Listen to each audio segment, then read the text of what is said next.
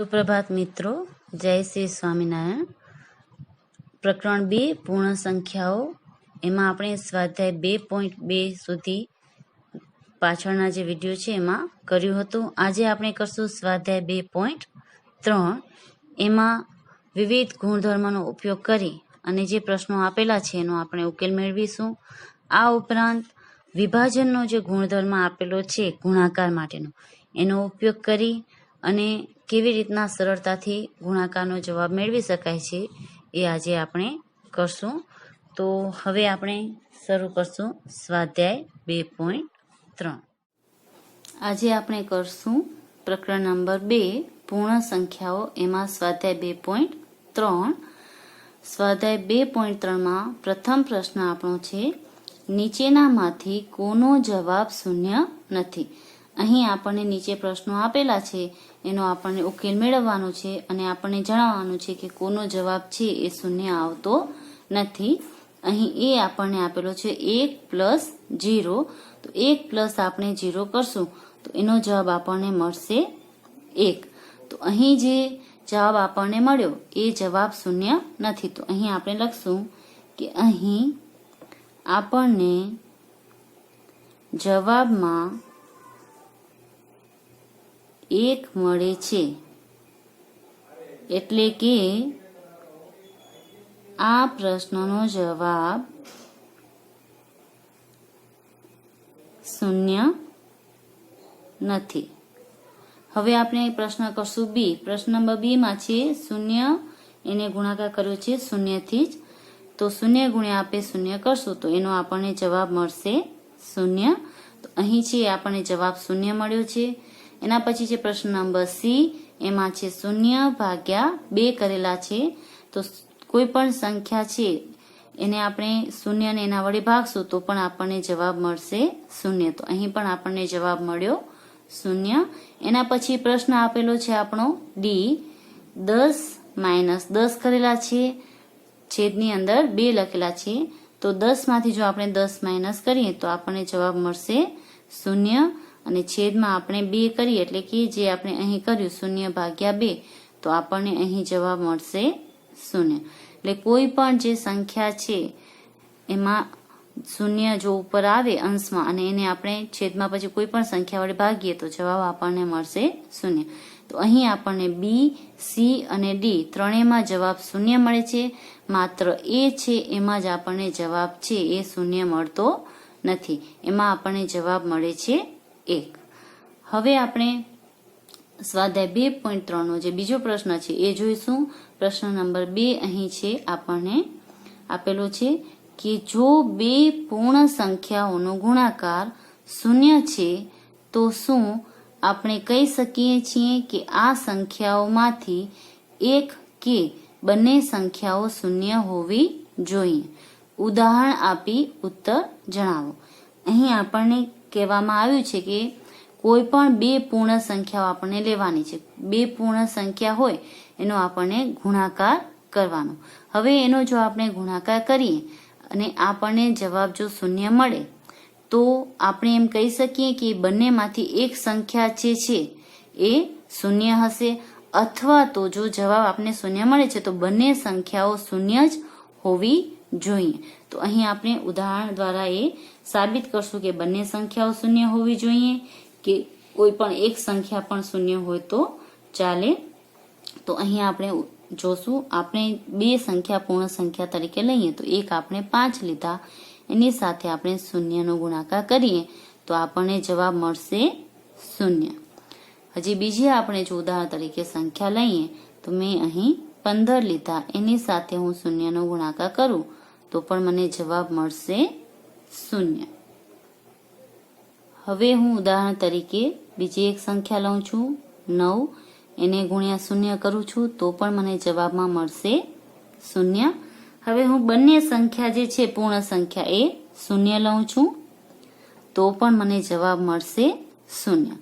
તો અહીં આપણે જોશું કે જો બંને શૂન્ય સંખ્યા લઈએ તો પણ આપણને જવાબ 0 મળે છે, અને બંને સંખ્યામાંથી એક સંખ્યા આપણે જે છે એ 0 લઈએ અને બીજી સંખ્યા છે એ પ્રાકૃતિક સંખ્યા લઈએ તો પણ આપણને જવાબ છે એ 0 ની અંદર જ મળે છે. તો એવું જરૂરી નથી કે બંને શૂન્ય હોય તો જ આપણને શૂન્ય જવાબ મળે. તો અહીં આપણે લખશું કે અહીં બે પૂર્ણ સંખ્યામાંથી એક સંખ્યા શૂન્ય હોય અને બીજી સંખ્યા કોઈ પણ નંબર હોય તો પણ આપણને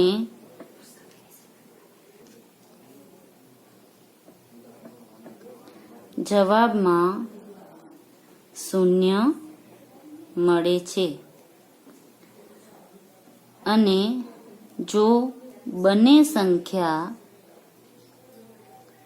શૂન્ય આપેલી હોય તો પણ તેનો ગુણાકાર કરવાથી જવાબ શૂન્ય મળશે. તો અહીં એ જરૂરી નથી કે બંને સંખ્યાઓ છે શૂન્ય જ હોય. કોઈ પણ એક પૂર્ણ સંખ્યા છે એ શૂન્ય હશે અને બીજી જે છે એ પ્રાકૃતિક સંખ્યા હશે તો પણ આપણને જવાબ શૂન્ય મળશે. હવે આપણે કરશું પ્રશ્ન નંબર 3. જો બે પૂર્ણ સંખ્યાઓનું ગુણનફળ 1 છે તો શું આપણે કહી શકીએ છીએ કે આ સંખ્યાઓમાંથી એક કે બંને એકના બરાબર હોવી જોઈએ? ઉદાહરણ આપી જણાવો. અહીં આપણને કીધું છે કે જે બે સંખ્યા આપેલી છે એનો જો આપણે કોઈ પણ બે સંખ્યાનો ગુણાકાર કરીએ, બે પૂર્ણ સંખ્યાનો, તો એનો જવાબ છે ગુણનફળ એટલે એનો જવાબ છે આપણને 1 મળે છે. તો આપણે શું એમ કહી શકીએ કે બંને સંખ્યા એક કે બંને એકને બરાબર હશે એટલે કે એક જ હશે, અથવા તો બંને સંખ્યા છે એમાં એક હશે અથવા તો બીજી હશે. તો તમારે ઉદાહરણ આપીને જણાવવાનું છે. તો અહીં આપણે ઉદાહરણ તરીકે એક સંખ્યા 5 લઈએ અને એક સંખ્યા 1 લઈએ તો આપણે એનો જવાબ મળશે 5. અહીં આપણને એક જવાબ મળ્યો નથી. એવી જ રીતના કોઈ પણ હું બીજી રકમ ધારી શકું છું. જેમ કે મેં 6 ધાર્યા તો 6 ગુણ્યા હું 1 કરીશ તો પણ મને જવાબ મળશે 6. તો અહીં મને એક જવાબ મળતો નથી. એવી રીતના હું 7 ધારું છું, 7 ગુણ્યા 1 કરું છું તો પણ જવાબ મળશે 7. 25 ગુણ્યા 1 કરું છું તો પણ જવાબ મળશે 25. અહીં મને ક્યાંય પણ જવાબ 1 મળતો નથી. એક સંખ્યા અહીં 1 ધારી છે મેં અને બીજી જે પૂર્ણ સંખ્યા છે એ કોઈ પણ નંબરને હું ધારું છું તો મને જવાબ છે 1 મળતો નથી. તો હવે જો હું બંને સંખ્યા 1 ધારીશ, 1 ગુણ્યા 1 કરીશ તો જ મને જવાબ છે 1 મળશે. તો અહીં આપણે એમ લખી શકીએ કે જો બંને સંખ્યા 1 હોય તો જ એનો ગુણનફળ છે આપણને 1 મળશે. જો બંને પૂર્ણ સંખ્યામાંથી એક પણ સંખ્યા બીજી કોઈ પણ હશે તો આપણને ગુણનફળ છે 1 મળશે નહીં. તો આમ અહીં લખાશે કે આમ બંને પૂર્ણ સંખ્યા 1 લેવાથી આપણને તેનું ગુણનફળ 1 મળશે. જો બંને સંખ્યા છે એ તમે 1 લેશો તો જ તમને એનું ગુણનફળ છે 1 મળશે, નહીં તો તમને એનું ગુણનફળ 1 મળશે નહીં. હવે આપણે કરશું પ્રશ્ન નંબર 4. પ્રશ્ન નંબર 4 આપણો છે વિભાજનના ગુણધર્મનો ઉપયોગ કરી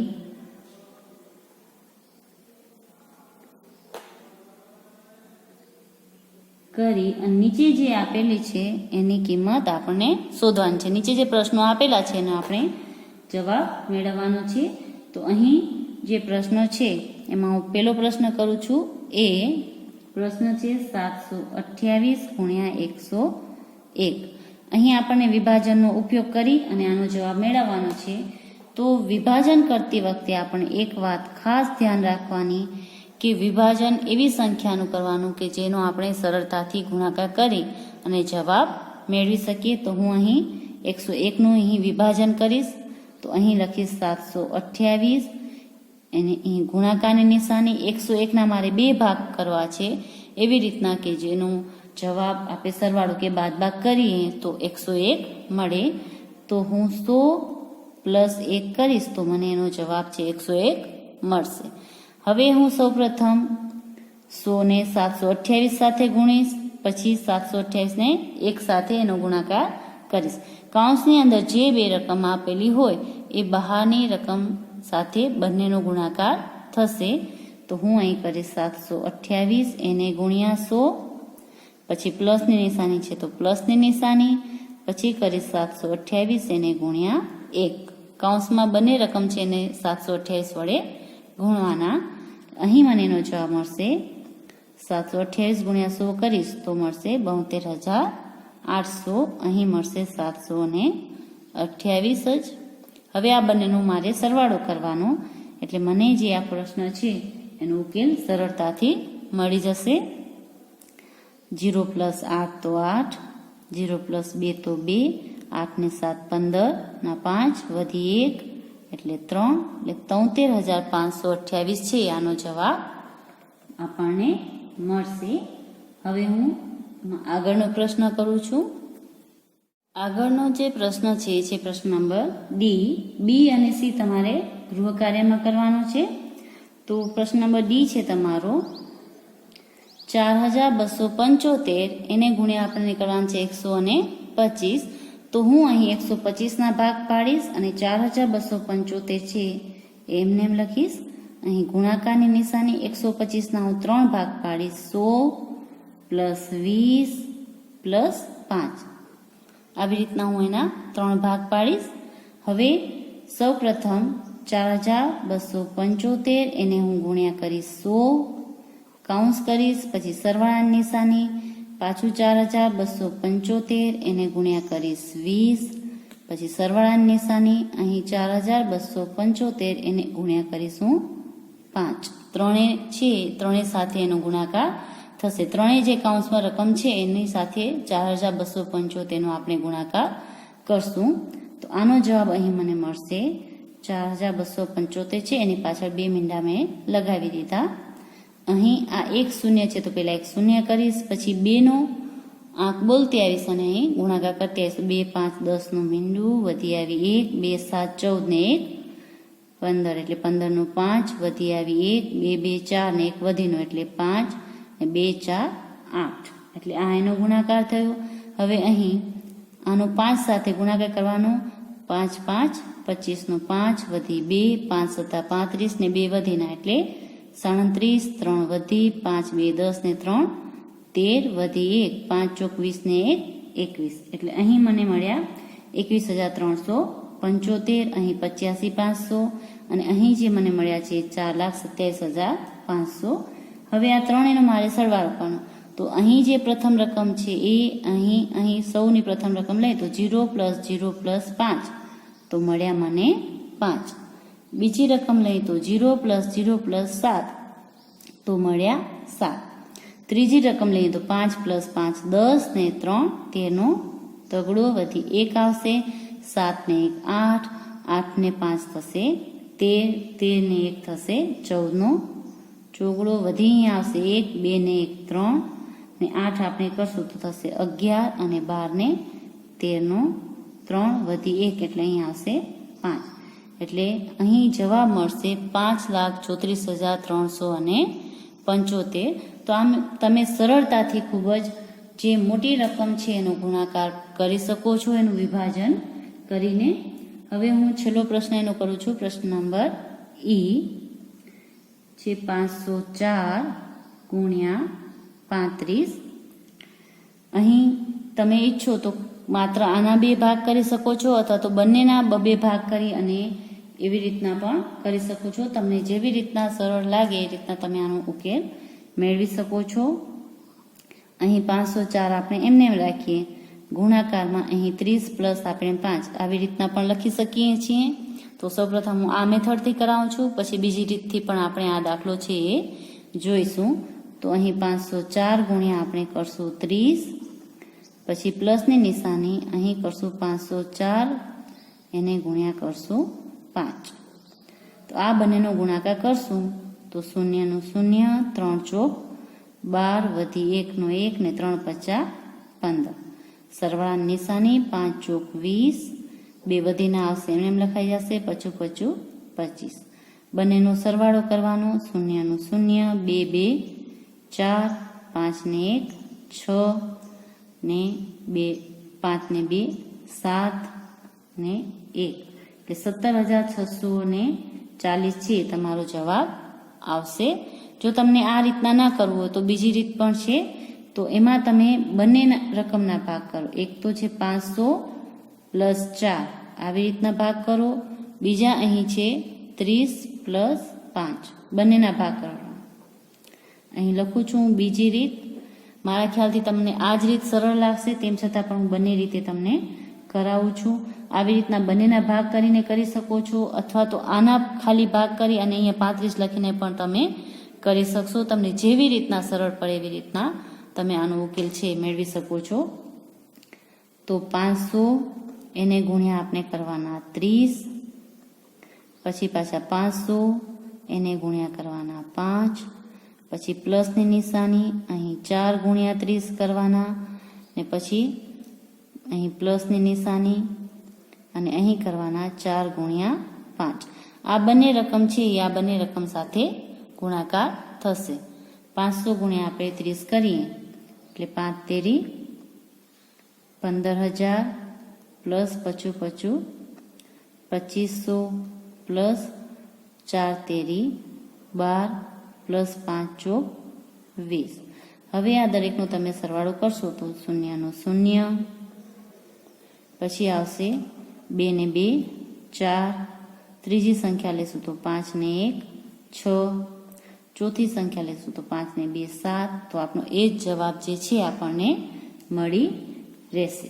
તો આવી રીતના તમે એનો ઉકેલ મેળવી શકો છો. હવે આપણે કરશું પ્રશ્ન નંબર 5.